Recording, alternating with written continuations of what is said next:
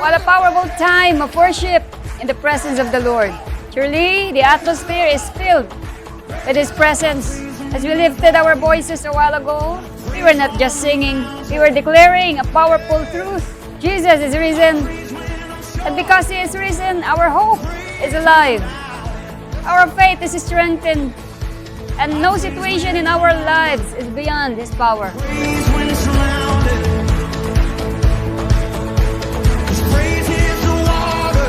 Congratulations, Lord Jesus Rock Global Ministries Incorporated. Welcome to our 2026 National Convention. Hope you enjoy your stay here in General Santos City.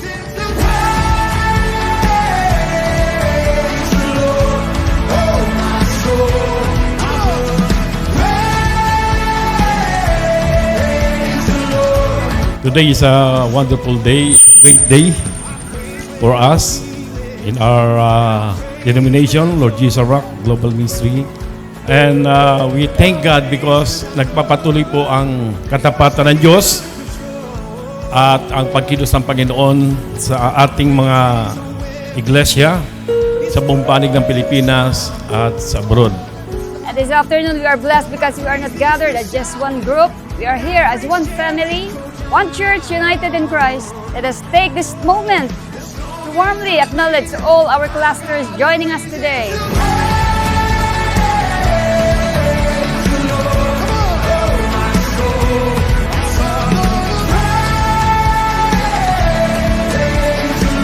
Isang malaking pribileyo na maibahagi sa inyo ang State of Denomination Address.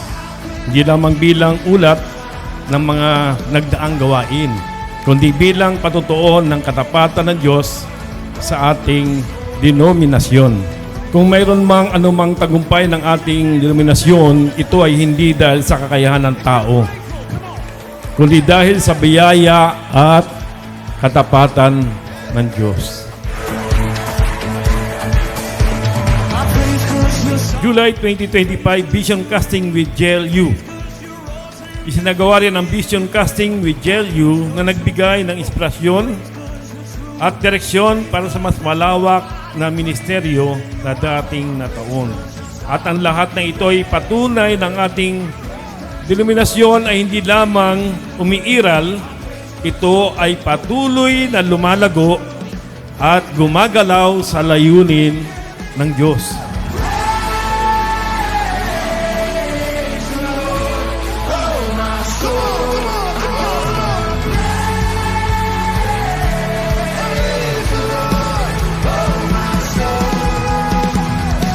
Sa buong taon ay patuloy nating isinasagawa ang National Bible Forum bawat buwan upang palalimin ang pag-aaral ng salita ng Diyos at palakasin ang theological na pundasyon ng ating pastor at leaders.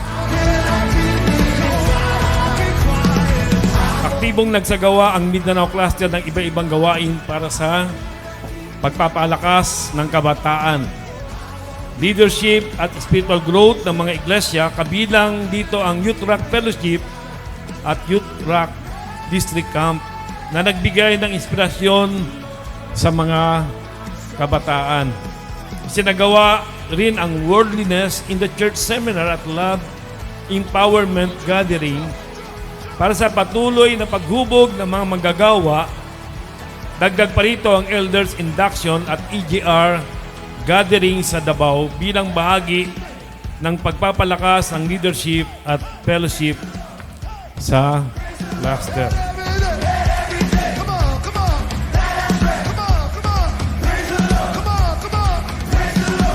Ang tatahakin ng Diyos ay tatahakin ng bawat isa sa atin. Ang inabot ng Diyos na at sinagawa ay mandato sa ating may sakatuparan yung layunin niya na may palaganap ang mabuting balita ng kaligtasan sa buong mundo. I really thank God for the privilege to serve Him. Ano man po yung pinagdaanan ko sa ministry mula sa umpisa.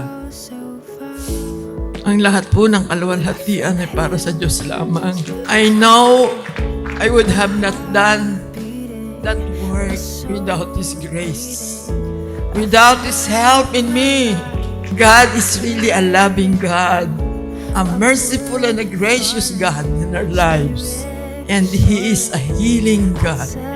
Thank you po sa inyong lahat, sa mga kapatiran na nagpipray sa akin. Thank you so much. Prayer really works. It works. And I thank God. Nakarating po ako dito. Kahit medyo hirap ako lumakad. But praise God. I know Who is still with me. I bought the world and sold my heart. We traded heaven to have me again. My heart. Ang iglesyang itatag natin ay simula pa lamang na itatag ng Panginoon. Ang mga leader na nahubog ay simula pa lamang. Ang mga kaluluwang naabot natin ay simula pa lamang. Nagsisimula pa lang po tayo, mga kapatid. Marami pang komunidad ang hindi nakarinig ng Ebanghelyo. Marami pang buhay ang kailangang maabot. Marami pang iglesyang kailangang may tayo. Kaya ang tanong ngayon ay hindi lamang ano ang nagawa natin. Ang mas mahalagang tanong ay ano pa ang gagawin ng Diyos sa pamamagitan natin. Amen?